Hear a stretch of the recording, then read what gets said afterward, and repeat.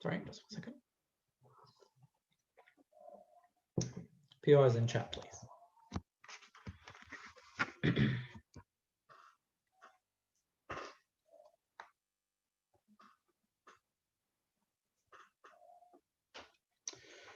Social movements are successful if they're able to connect with a wider audience in their countries. That's done by defining your goals in a way that resonates with your audience, by describing the world in a way that makes sense to them and aligns with their preconceptions of how the world is supposed to be, their existing value systems and views of society, and that by their ability to convince them to your side.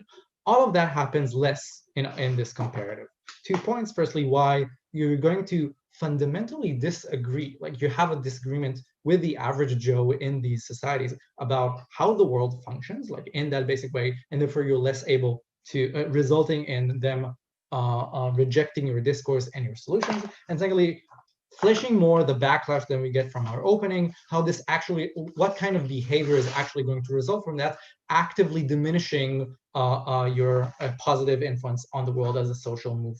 Before that, 1 point of rebuttal, specifically about the case from getting resources and foreign investments from the West and the US and things like that. No, this by the analysis we get from OO is almost necessarily mutually exclusive with resources that you get from within your state. Because they say, if you speak to them in their language, that's how you get their input, right? So necessarily this is mutually exclusive. Not the contribution that is from inside the country is way more impactful and way more important. Donors from the West have basically the entire world besides your country to look on. People from within your country tend to care more about this country and therefore contribute in a larger extent. You decrease the pie when you do that. Also, once you become ineffective, outside contributions are likely to dry up and leave you without any more. We think that getting resources from the ground, like from your local vicinity, is something we need to focus on more, not less. Let's talk about why people will reject your messaging and your discourse. We think that a large majority of the societies in these countries basically have a lack of agreement with the perception of society as being organized along the lines of oppressor and oppressed, and that the oppressed is always right. That is basically the core of modern social justice, American social justice, right? Say, but there's necessarily some sort of oppression happening here because there's social movement. That is simply not a perception that is shared by the vast majority of the world, right? It doesn't really map really well to non-Western societies, whether there's like an ethnic conflict or even specifically a religious conflict. The majority group doesn't necessarily sees itself as an oppressor and will reject that idea because they only see themselves as protecting their religion, protecting their dominant way of life within a country that was founded by them, that is supposed to align with their own values. And even in the case of violent ethnic conflicts, on its own, like actual security about things like relations between men and women. They don't see that as something that is supposed to be equal, but right now men are oppressing women. They might have a value system where they perceive themselves as men as protectors of women, and therefore are likely to disagree with any perception to the otherwise. That means that the cognitive dissonance that you're going to create by giving your discourse is unlikely to fall to your side when it's solved. You're unlikely to get the result that you want as a social justice movement. People will psychologically reject the notion that there's oppressors and will refer to themselves as self-protecting or upholding a value system that is better and more fit to their society. So people will not converse with you. Additionally, the lack of shared language, like language and discourse construct our way of understanding the world. The lack of shared discourse, the lack of shared language in the form of a lack of shared role models, local role models with the local people that you want to convince. Actually accessible terminology at the expense of like Western terminology means that people don't empathize with your goal. They don't listen to their goal. They don't care about your goal because they don't understand it in the same way. They don't come to your lectures. They don't come to your protests. They don't listen to you when you're on TV. Even if they do, the way they think about your messaging is a lot more rational because they need to translate it to their own preconceived notions on how the world works. And it's way less emotional than what it could have been had you told them you are not fulfilling your role as protector as a man, or look at this figure that you admire, you need to embody that sort of example. That means that even if you have a buy-in, it's way more weaker, and therefore you have less probability of them being active in supporting your goal, way less active in contributing, in coming to your protest, in buying in more forcefully to your goal. Let's take OO.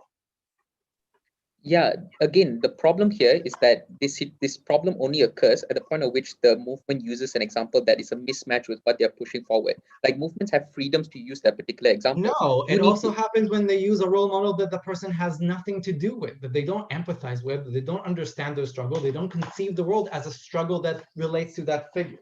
Let's talk about the actual backlash of people and how they actually react. They're likely to feel threatened. Now, what do we get from OG on this? They're going to feel threatened because they resent liberal values because they're conservative. It goes more than that. The feeling of threat comes from the fact that you feel that your sovereignty as a free people, as a nation, is being threatened by foreign agents that pump foreign Western money into your politics, right? You actually see local politicians that take money from these social movements rising up in the ranks.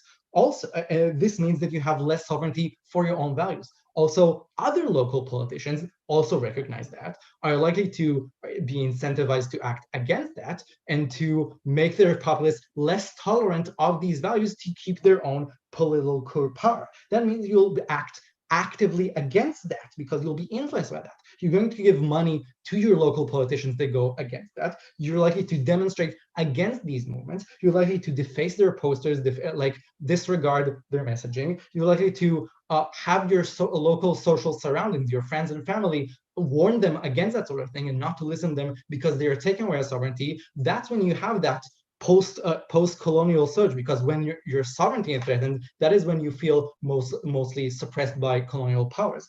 That means that you're going to mitigate the positive and reject the positive contribution of these social justice movements simply by rejecting their overall influence over your politics in your country. You have an active rejection of these positive messaging because of that connection, the cultural connection to the West. For those reasons, very proud to propose.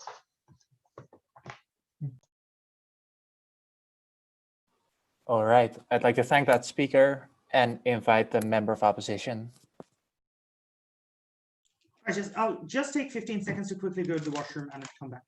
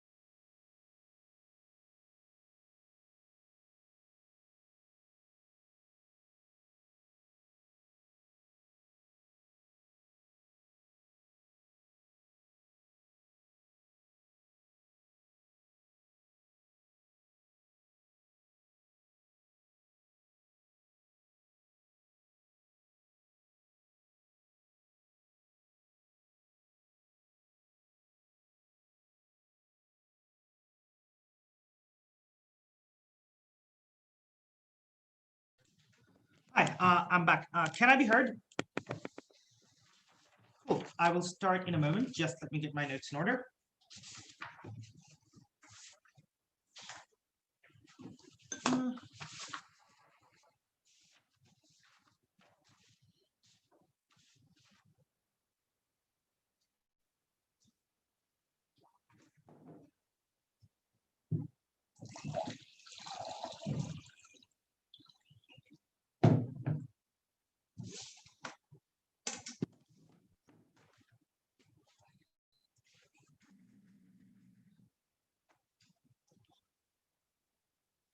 A few things in the speech. First, I'm going to start off with relatability, then I'm going to go to capital and other stuff that they talk about. So on relatability, right? I think a bit of clarification is needed in this debate. No one in this debate probably supports a world where I, as a social activist, go to Bangladeshi women and talk to them in English.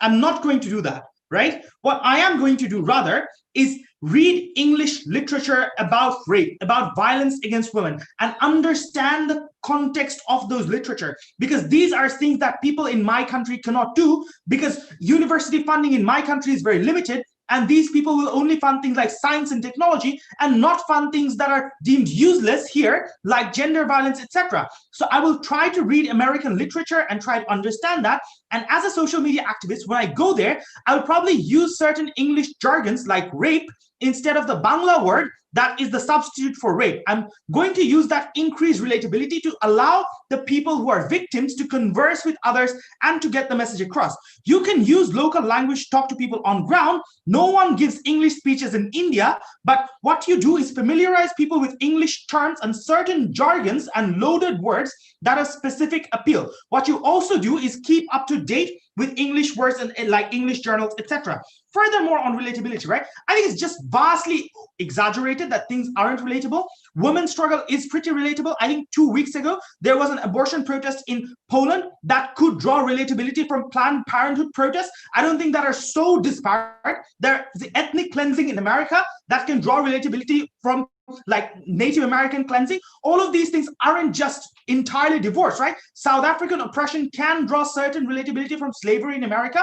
I don't think relatability is a massive concern in this debate, because if you look at it, BLM protests after the murder of George Floyd plagued down in countries like Brazil and Germany, where people rose up in capitals of Brazil and Germany and supported BLM and protested against the racism that existed in their country. So I think it's just vastly exaggerated from all sides in this debate. Opening opposition tells you that they get more human and financial capital, but they don't necessarily explain that good enough. So I'm going to give you 4 bits of mechanism here and explain that. The first is you get support from the diaspora that is uniquely possible when you use certain English and Americanized language to appeal to these people. During the liberation of war of Bangladesh, we appeal to the diaspora of Bangladeshis living in places like Britain, USA, using words that they could relate to, words like genocide, words like war crime, etc. And as a result of this, we had something called the Concert for Bangladesh, which was organized by a Bangladeshi expatriate, Ravi Shankar, and people like Bob Dylan played in that concert to like raise huge money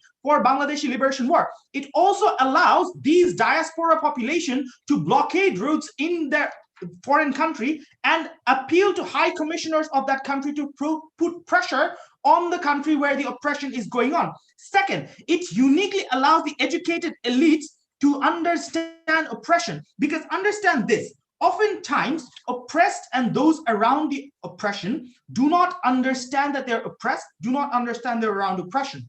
American liberal ideals make them realize the extent to which they're oppressed. This is comparable to literature from French Revolution, which exported revolutionary ideas around Europe in the late 18th and early 19th century, where people realized that feudalism was wrong. They lived in a feudal system but could not understand feudalism was wrong.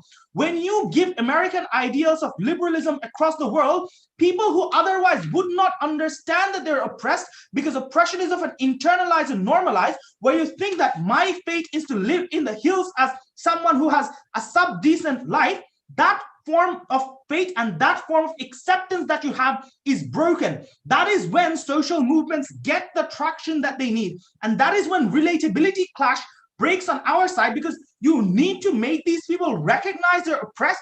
And when you have American ideals that the elite can understand and translate down the aisle, that is when oppression is understood through literature, art, and sharing of knowledge about oppression. Furthermore, on the idea of academia from opening government, first of all, I don't think people on ground can read academic literature, even if it were on their local language, because presumably the people they're trying to help are people who are poor, people who are subliterate at best, who won't understand academic journals in any language.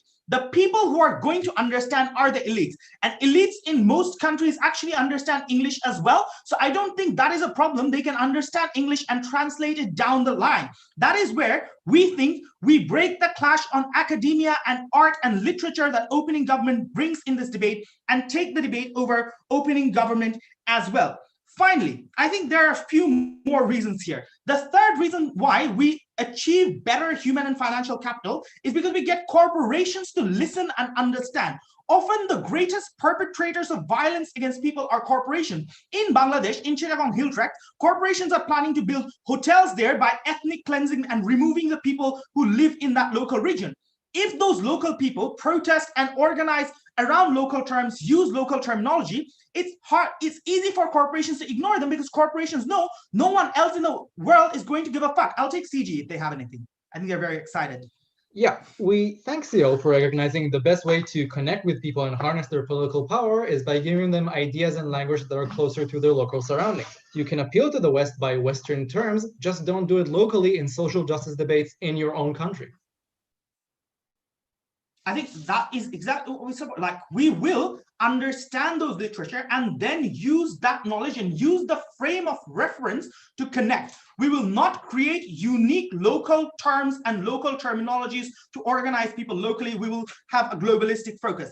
And this is where the argument about corporations is super important, right? If you look at it, corporations care about the BLM because BLM is a US-centric movement. And therefore, Premier League players can wear "We support Black people" and BLM stuff on their shirts, but also can't talk about Uyghur oppression because that is an oppression that is localized, and corporations can ignore those oppressions and serve in the Xinjiang region or Xinjiang province. In our world, we can hold corporations accountable because corporations can no longer ignore the language of these protests, because other people will understand and other people will screw up their corporations if they ignore these people on our world. And that is extremely important. Finally, let's take opening government out of this debate entirely. Their argument on like conservative politicians weaponizing things, right? I think if you characterize conservative people as people who are pro-oppression, in status quo, they attack Americanization because that is a form of anti-oppression. If anti-oppression took any other form, they would use it. Furthermore, their example is Gulabi gang in India, which is hated by every single politician in India because they're seen as anti-women, because they're violent, because they're unwoman-like in Indian terms. So I don't think conservative backlash is asymmetric in any side of this debate. We're extremely proud to oppose.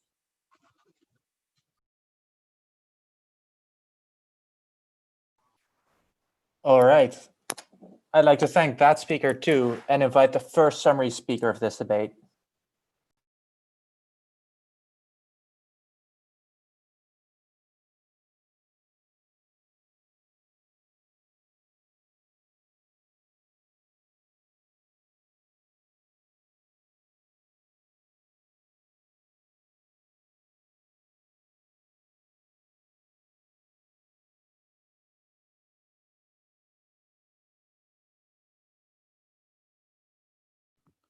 Before I start, I would appreciate it if anyone that can and wants to open their cameras, just because it's more fun to debate like to an audience. Thanks a lot.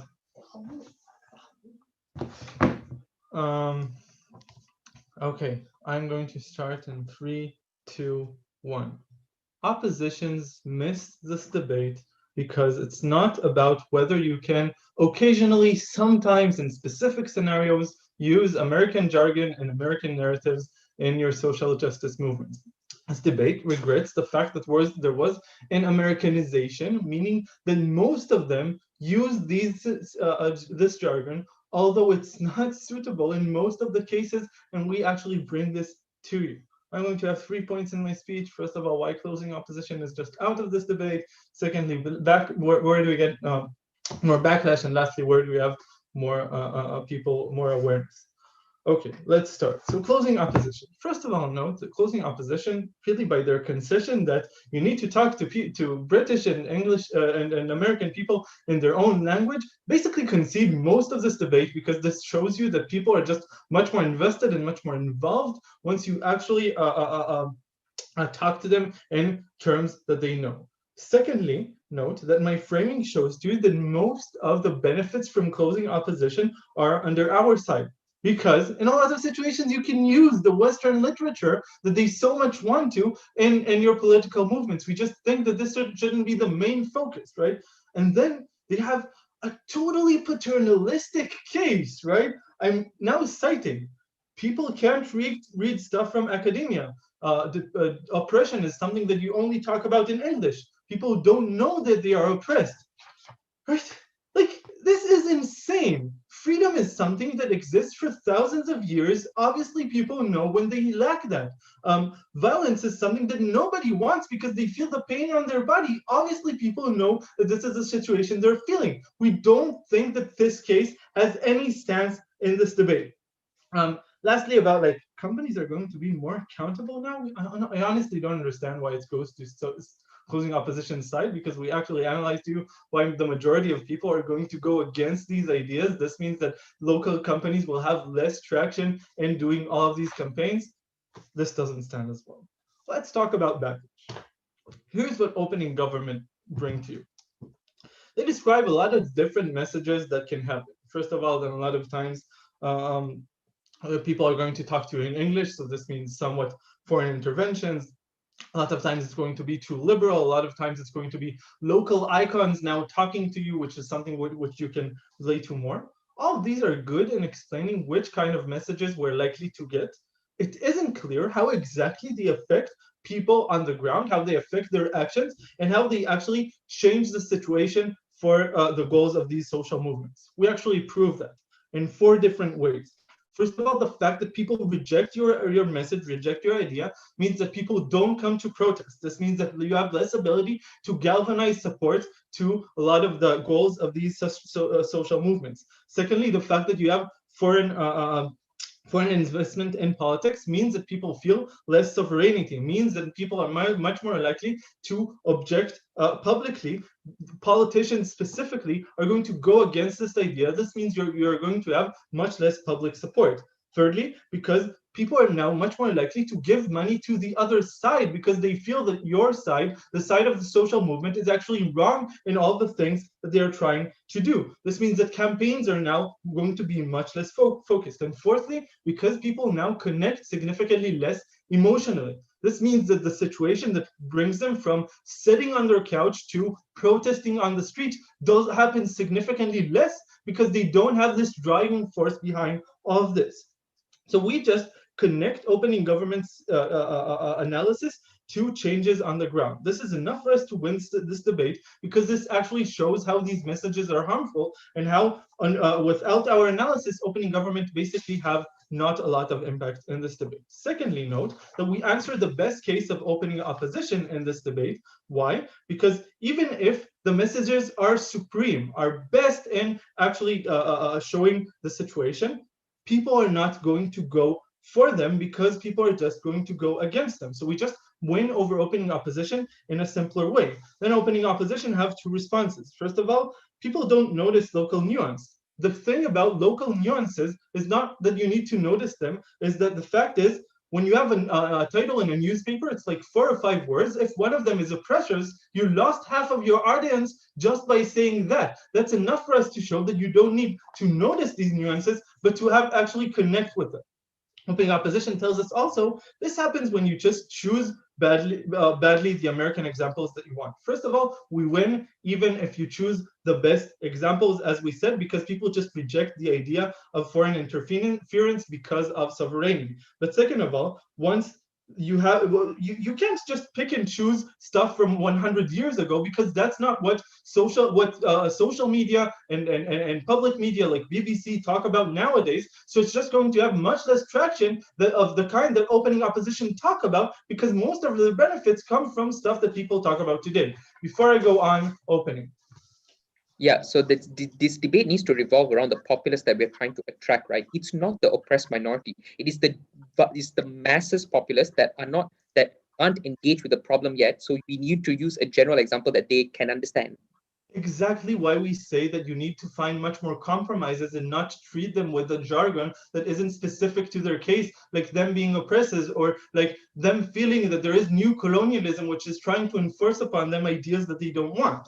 Where do we get more awareness? Opening opposition tells us that we're going to get larger awareness. First of all, we don't think that this is an issue, right? Everyone in a functional democracy, like we talk about in this debate, that has a problem with a big minority is going to hear about it in social media, from political establishments, from tension that is going to happen in the country. The question is whether you get the right kind of awareness. You want that a lot of people from the population want to actually interfere in the situation. You want people to think that they can bridge the gaps. When you have a situation like in the US, where the African Americans are always right and always oppressed, which is true, by the way, it doesn't translate to majorities of populations which don't think of themselves as evil. This means that you are maybe will get more awareness, but this awareness will hijack the actual type of awareness that you want to have, right? Because now you want to talk to people in religious structures. The woman is a rock of the family. You need to protect her as much as possible. This is something which talks to people much more than presenting ideas like equal pay and liberalism.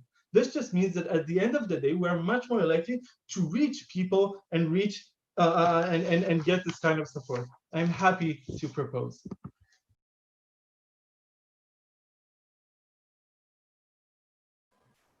All right.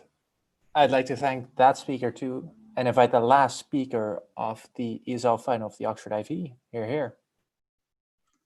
Hi, am I audible? That was a yes. Oh, perfect. Yeah, starting at any moment.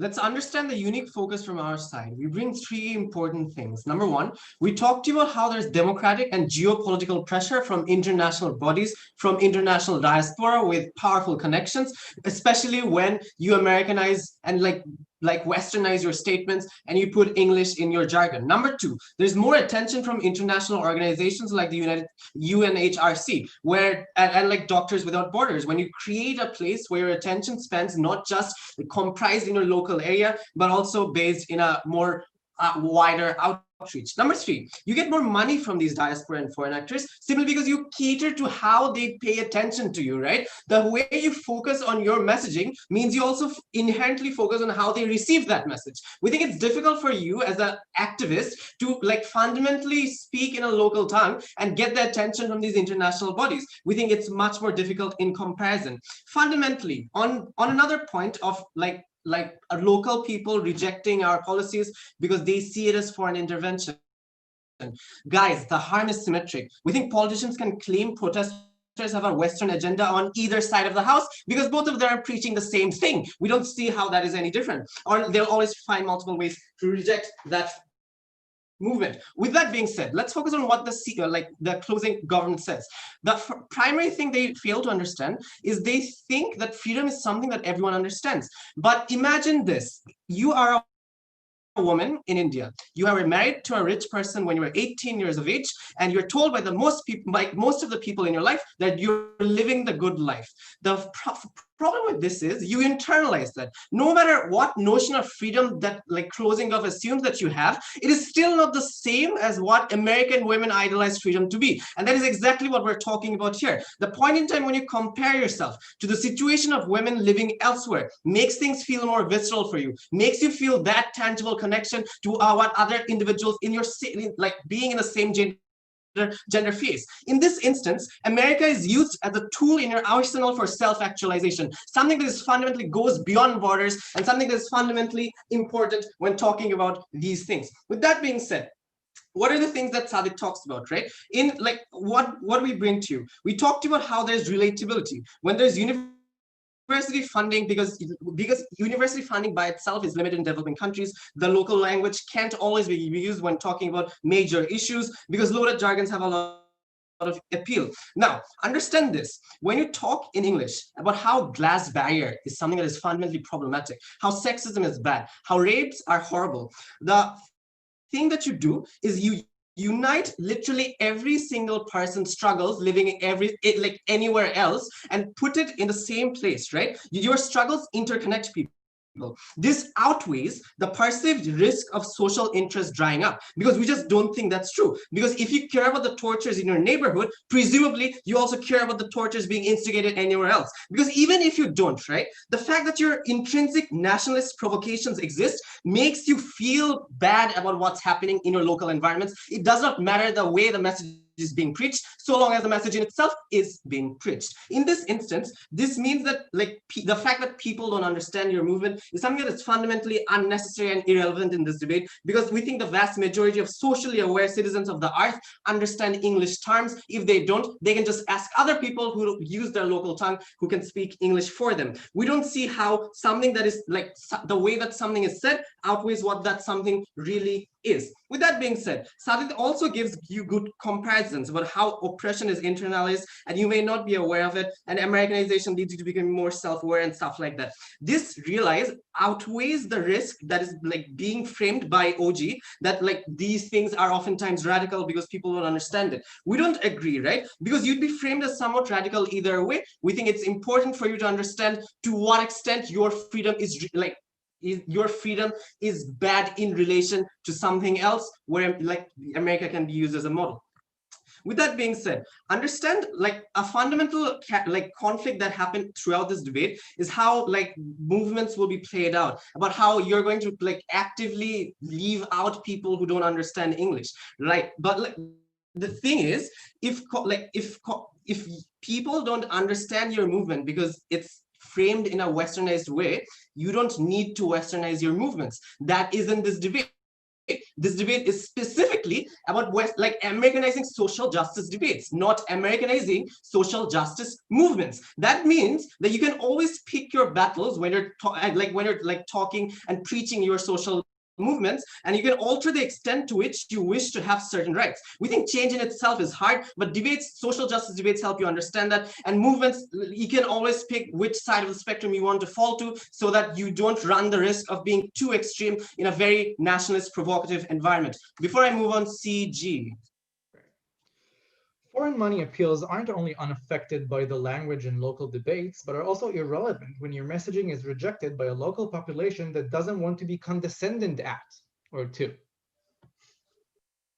The thing is, it's precisely when your local governments reject your notion of what freedom is when the attraction of international bodies is so goddamn important. Because understand, when your right as a woman is being rejected by your governing national bodies, that is exactly when you seek the help of NGOs worldwide. That is exactly when you seek the help of diasporas living worldwide that have international connections. We think you gain that leverage, especially in a world when you can use the language for your own advantage, something that exists more in our world. With all of this being said, we think most houses are done for, right? But beyond that, let's focus a little bit on OG. When they talk about how outreach about local issues can exist in local communities and that is somehow impeded in our world, we just don't think that's true. Let's look at Kashmir. Let's look at the inability of Myanmar people not having the right to protest about what the army has done for them. We think media in these instances is brought up by bought by these governments. That is especially when the no relatability thing that they talk about is so valuable, because that's exactly when you can hear John Oliver talk about the injustices in Kashmir, specifically because the governments in those countries feel like nothing is relatable in those places. That is exactly when a group can be formed that actually cares about social justice. It is unclear to what extent this exists in developing countries independent of the Americanization that exists. Fundamentally, we give to you three things. Number one, we tell you that relatability exists better in our world. We tell you that we get more foreign intervention and traction in our world. And fundamentally, we rekindle the way the fireworks of revolts actually play out. We win. I would like to thank that speaker, and I would like to thank all speakers, for which I at least thought was a very, very enjoyable final. So congrats to all of you. And yeah, you'll have to wait a little bit, but you'll hear from us later. Best of luck. Thanks, everybody. We are going to sleep. Thank you, everyone. Good night.